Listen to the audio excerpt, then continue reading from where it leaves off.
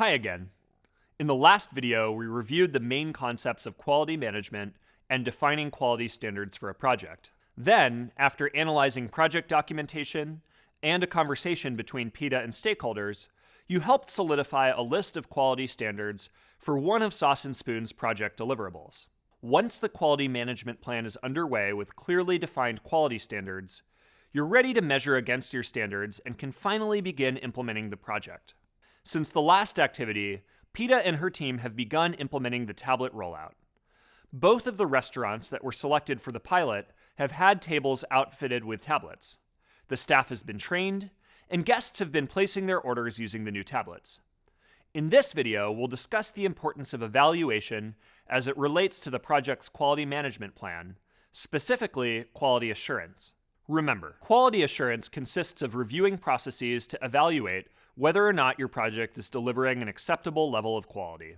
And evaluation involves observing, measuring, and then comparing your findings to a set of agreed-upon criteria.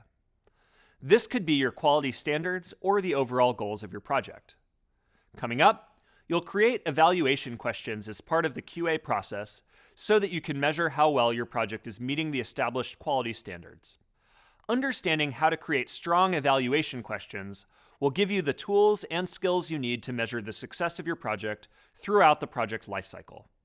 Let's get started. In the same way that quality management plans may look different for each project, quality assurance can be implemented in a variety of ways.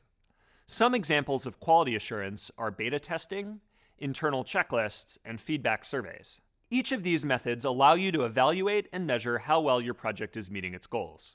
Evaluation is a form of research designed to promote learning and informed decisions. It also provides accountability and helps you assess to what extent the project has achieved its objectives. When you use evaluation, you're able to improve upon, judge, and learn about different aspects of the project and the project itself. For example, with the Sauce and Spoon project, evaluation can help you improve how to implement the staff training process more efficiently. It might help you judge or assess whether something is working the way it was intended, or whether you should continue in the same direction. It could be that the staff had a hard time learning how to use the tablets because the touchscreens kept malfunctioning, in which case you need to assess whether or not to continue with the original launch date. You also need to make sure that the project is not creating any unintended problems, either for the organization, your team, or anyone else impacted by the project's existence.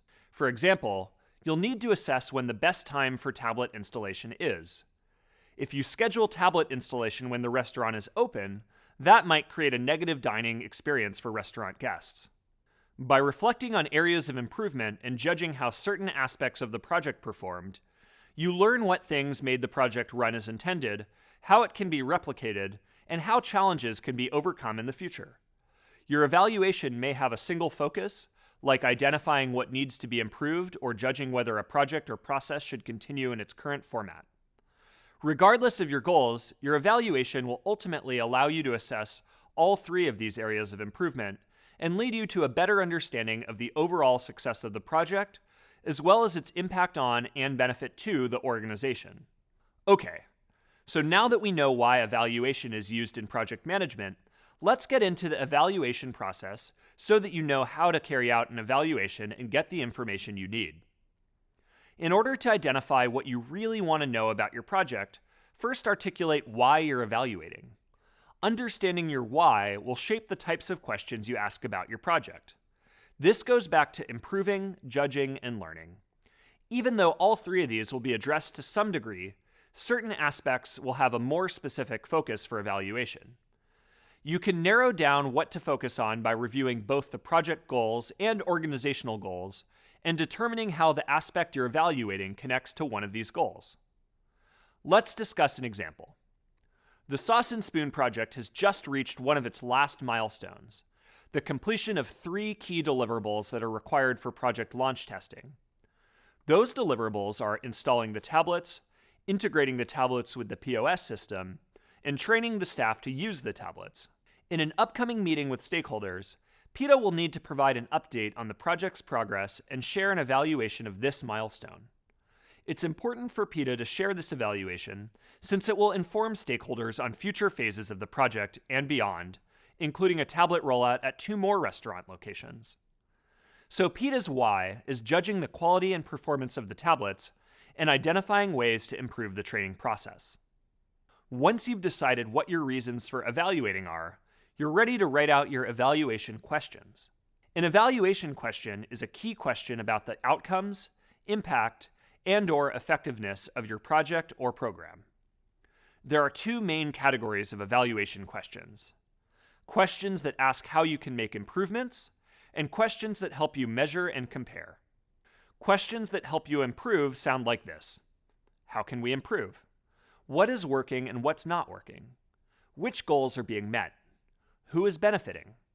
What are the most common participant reactions? Next, we have questions that measure and compare. These questions will help you make judgments about how or whether to proceed with a process or with the project itself. Questions for measuring and comparing sound like this: what were the results? Were there unintended outcomes? What were the costs and benefits? Are there any lessons to be learned? Should we continue? So if we think back to the Sauce and Spoon project, one of the evaluation questions might be, to what extent do tablets improve the staff's work performance?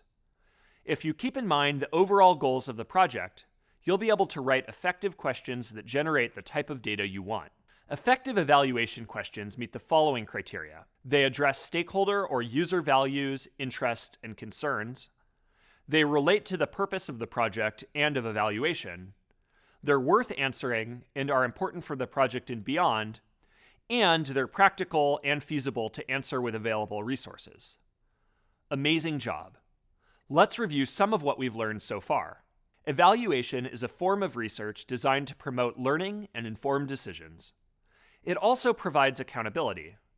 An evaluation question is a key question about the outcomes, impact, and/or effectiveness of your project, or a key aspect of your project.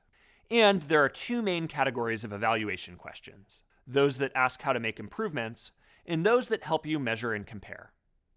In the next video, I'll discuss how to create evaluation indicators for your questions, which will help you focus the type of feedback that will be most useful to your project. You'll apply what you've learned in upcoming activities as you review the supporting materials and write your own set of evaluation questions and indicators. Meet you there.